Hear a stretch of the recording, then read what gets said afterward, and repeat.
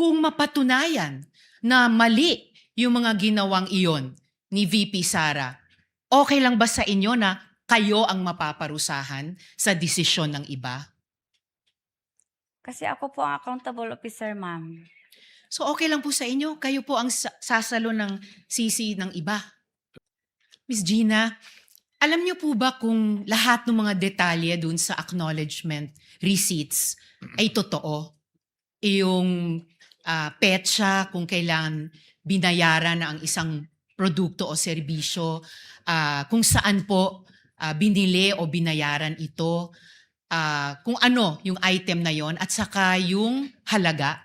Alam niyo ba kung totoo lahat ng mga yon sa mga ARs? Nag-rely po ako sa security officer, ma'am, na si Colonel La Chica, ma'am, kasi siya po ang nag-implement, ma'am, ng mga activities regarding po in relation po sa confidential operation, ma'am. Kaya ako rin po tinatanong itong mga ARs kasi noon, may finlash po na AR na may pangalang Clarice Ontiveros. Kaapelyido ko po. Ang nakakagulat po, Miss Gina, yung petsa kung kailan daw binayaran ang Clarice Ontiveros ay February 24, 2023. Petsa po ng birthday ko. Napakalaking coincidence po. May reaction o comment po ba kayo sa ganong pambihirang detalye ng petsa? Tinanong ko na yung mga ganyan po na ERs, ma'am, bini-verify at bini-verify ko po kay Colonel La Chica. Tapos ang sagot ni Colonel La Chica, Ma'am Gina, sensitive information po yon at saka confidential in nature. At saka din siya naman po, ma'am, ang may alam. Siya po ang nag-implement po ng mga activities na in relation po sa confidential plan. At siya po ang itinalaga ni Vice President Sara Duterte na security officer po. So tinanong at verify nyo ito na yung petsa nung AR kay Clarice Ontiveros ay birthday ko. Napansin nyo rin pala po na wow, parehong birthday dun sa isang Ontiveros. Hindi ko po alam na birthday po mo yun, ma'am. Sabi nyo kasi tinanong nyo at verify nyo kay Colonel La Chica. Tinanong ko lang po kasi may iba pong ERs doon, ma'am, na wala pong firma, meron pong name.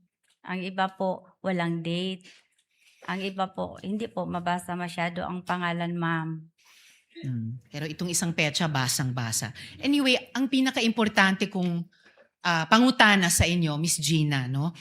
May nagsasabi na dahil kayo ang SDO, kayo ang payee ng cash advance, kayo lang dapat ang accountable sa confidential funds na ito. Tinatanggap niyo po ba iyon? Yes po, kay bilang SDO po, ako po ang accountable officer, ma'am.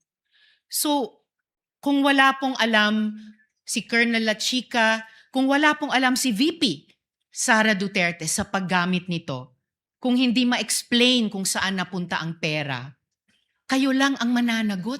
Tama po ba yun? Meron naman pong itinalaga si Vice President, ma'am, na si Colonel La Chica na magiging security officer po, ma'am, na siya po ang mag-implement, ma'am, kasi wala po akong eksperto, ma'am, kung paano po i-implement ang mga confidential activities po on the ground, ma'am. Miss Gina, wala naman pong implementing officer sa memo circular, wala pong implementing officer sa ibang mga dokumento. Ang importanteng job doon na kayo ang nagpupuno ay accountable officer. So, okay lang po ba yon na kung may mapatunayang ibang nagkasala, kayo ang mapaparusahan para doon? Ibig sabihin, ma'am, kung may mga mali po doon, sa akin po ang responsibilidad na accountable po sa akin po. Kapag may mali doon, kanina sinabi nyo si VP Sara ang nagdesisyon na i-withdraw ang in cash ang total over 4 quarters ng 500 million pesos. Kanina sinabi nyo na si VP Sara ang nagdesisyon kanino ito ibibigay, si Colonel La Chica. Kung mapatunayan na mali yung mga ginawang iyon ni VP Sara, okay lang ba sa inyo na kayo ang mapaparusahan sa desisyon ng iba? Kasi ako po ang accountable officer, ma'am. So okay lang po sa inyo, kayo po ang sasalo ng sisi ng iba. Kindly wind up, Senator Judge Winding Risa. up, Mr. Presiding Officer. Tama, fair po ba yon? May ibang nagdesisyon, may ibang nagpagawa, kaya lang kayo yung nakalagay dun sa blanco na accountable officer, kahit hindi kayo ang nagdesisyon sa pag-encash, hindi kayo ang nagdesisyon sa ibibigay kay Colonel La Chica. Fair ba yon? Kayo po ang mapaparusahan. Alam ko po, ma'am, na alam po ni Ma'am Vice President Sara Duterte ang ginagawa niya. I hope po alam niya ang ginagawa niya. And I hope po maging fair ang kinalabasan nitong lahat ng proseso sa inyo. Salamat kaayo, Miss Gina. Salamat po, Maraming ma'am. salamat po, Mr. Presiding Officer. Thank you, Senator Judge Ontiveros. Senator Judge Lacson, you may proceed, sir. You have 2 minutes when you're ready. Thank you, Mr. Presiding Officer. Good afternoon, Ms. Gina. Good afternoon po, Yeah. sir, Your Honor. Question number 1, between you and as the SDO, no, and Colonel La Chica as the security officer, sa ilalim ng batas ng Republika, sino may fiduciary responsibility? Sir, pwede po, Your Honor, pwede po matanong ano po yung Yun yung may responsibilidad. Pag inintras ka ng pera, ikaw may responsibilidad. Ako, So between you and Colonel La Chica, sino yung may responsibilidad sa pag-entras ng pera? ako Public po, funds, ikaw. Ako Thank you. po, Your Honor. Yeah. So each of the 4 times that nag-withdraw ka ng 125 million pesos, diretso mo bang nire-release ka agad kay Colonel La Chica? Hindi mo na dinadaan ito sa inyong vault? May vault ka sa office, di ba? Opo, Your Honor. Yung buong 125 million, hindi na ito dumadaan sa vault mo sa office? Are you referring po kung ano pong Hindi. Kapag kasi yung vault, kaya kakailangan may vault bilang SDO, paglalagyan mo yun ng cash para safe, para secure. Opo. Paglalagyan mo rin yun ng mga classified documents para safe, para secure. Opo. So, pag gagaling mo sa bangko, dinadaan mo muna sa vault o diretso binibigay mo na kay Colonel La Chica?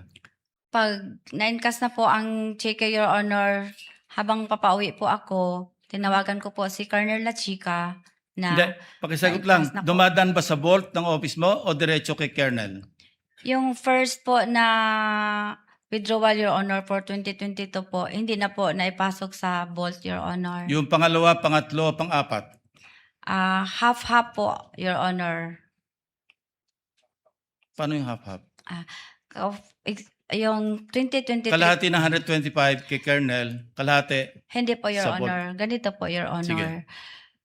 Yung 2023 po, Your Honor, ganun pa rin ang ginagawa ko, Your Honor. I-inform ang Vice Presidente na na-encash ko na ang cheque. And then, I also called up Security Officer Colonel La Chica na na-encash po na ang cheque. Then, agad po, magsagot po sa akin si Colonel La Chica na, yes, Ma'am Gina, pupunta ako. Pero beforehand pa po, Your Honor, nagbigay po ng advance ng copy si Colonel La Chica sa mga expenses na to be incurred na Hindi ang tanong ginatawag ko, ko. Your Honor, yung object of expenditures, Huwag mo na Your haluan Honor. ng iba, Miss Gina. No? Ang tanong ko lang, yung mismong cash, each of the 4 times na nag-withdraw ka, diretso yung 125 million kay Colonel La Chica o meron ka pinasok sa vault? Yung, Lahat. yung, Each of the 4 times. hindi, lahat, yung last quarter po of 2022, Your Honor, lahat po ng 125 million, nirelease ko po kay Colonel La Chica. Pero yung first quarter po ng 2023, Your Honor, ang hinihingi lang po, ang nirelease ko lang po kay Colonel La Chica based sa kanyang object of expenditures is mga around 80 million lang po, Your Honor. Di ko kabisado po, Your Honor, kung ang exact amount, Your Honor. Basta mga 80 million plus or more, Your Okay. Honor. Yung sumunod na quarter. Then, after that, Your Honor, mag-submit siya sa akin ng fund utilization Hindi, report, Your after Honor. withdrawal. After withdrawal, Yeah. yung second quarter, Your Honor, ng 2023, 3 times ko na po na-release kay Colonel La Chica. And same also with the third quarter of 2023, three Three- times ko po na Three tranches. Three Tranches. three tranches. Tranches. So, okay, lipat na tayo ng topic. Kasi sa pagkaalam ko, and assume, alam mo rin ito, no? Kapag purchase ng supplies, maski paggamitin sa confidential activities, kailangan may official receipts, may sales invoices. Di ba? Napirmado ng totoong tao, hindi alias. Pag supplies, hindi yung purchase of information. Nag-purchase ka ng table, sabi nga ni Senator Erwin, nag-purchase ka ng silya, nag-purchase ng medicines, ito hindi po pwede yung classified, maski classified ang paggagamitan, kailangan pa rin merong sales invoice, merong receipts, official receipt, na pirmado ng totoong tao. Do you agree? Sa nabasa ko po sa GC, Your Honor, hindi naman po nakalagay Yeah, doon I'm telling na you, that is supposed to be the practice. kung regular po na transaction, Your Honor. No, supplies. Regular Supplies. po ang pag-transact, Your Honor, No, hindi no. po in relation sa confidential Supplies. funds. Maski gamitin pa sa confidential activities, pag supplies, kailangan may sales invoice, kailangan mayroong official receipt na pirmado ng totoong tao. Do you agree? Hindi ako ang sagot ko po, Your Honor, is You don't agree? yung nabasa ko sa GC, Your Honor, hindi naman po nire-require doon ang pangalan or ang invoice, Your Honor, sa GC, Your Honor. Well, anyway, Yun ang understanding ko sa GC po, Your Honor. I won't argue with you. No? Yung physical sa financial plan, ikaw ang project accountable officer. Ministerial ba yung pag-prepare mo at pagpirma mo do sa PFP? Ano po, Your Honor, ginagawa ko po, Your Honor, with the inputs and guidelines po ng security officer, Your Honor. Wala kang oversight? Kung ano sabihin ni Colonel Chica, prepare, pirma, approve ng SDO. Gidiscuss po namin, Your Honor, based po sa program po ng Office of the Vice President, Your Honor. Maubos yung oras ko, ulitin ko tanong ko, Kasi kung ministerial, sabi ko nga kanina, opening na tanong ko, ikaw ang merong fiduciary responsibility. Kung ministerial ka lang, hindi mo ginagawa yung trabaho mo, delikado ka.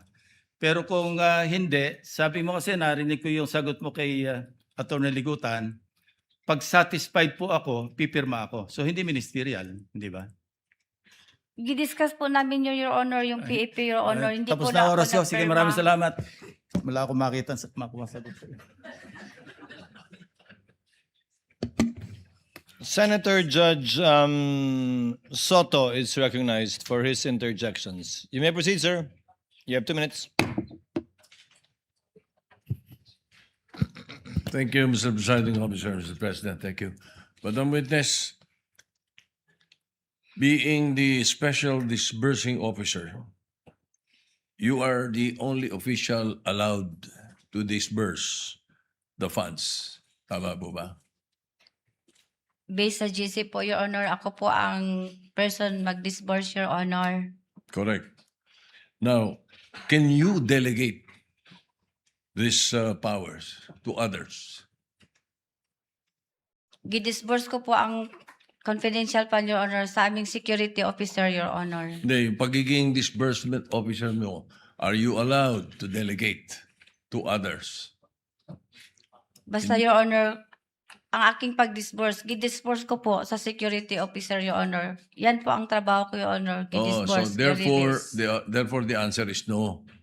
You cannot delegate your powers to others, no? Iba yun, nire-release mo eh, sabi mo di ba? All right, now, my question is this. Hindi ka pwedeng mag-delegate sa mga regional officers. Wala kayong regional officers, sa OBP? Wala kaming regional po, Your Honor. Yun. Kasi, in your utilization report submitted to Senate President Mig Subiri, you had 132 areas nationwide, yung activities within 11 days. and even over the holidays. So kanino nyo dinelegate itong 132 areas na nag-distribute kayo? Kung hindi ka pwede mag-delegate ng power, ikaw lang mag-isa. Your Honor, maitinalaga po ang Vice Presidente na Security Officer, Your Honor, na siya po ang mag-i-implement, siya po ang mag-conduct ng confidential, siya po ang mag-implement sa mga confidential operations, Your Honor, on the ground. Kasi siya po ang eksperto, Your Honor. So kaya niya yon, expertise niya 132 areas in 11 days. Siya lang mag-isa, si Colonel La Chica. Hindi ko yan masabi, Your Honor. Kasi ang alam ko lang, si Colonel La Chica po, ay siya po ang itinalaga na Security Officer, Your Honor, ng Office of the Vice President. Ay siya po ang aming Commanding Chief, Your Honor, for the BPSPG, Your Honor. Ay, para, ayoko na marinig yung template, Mr. President. Thank you.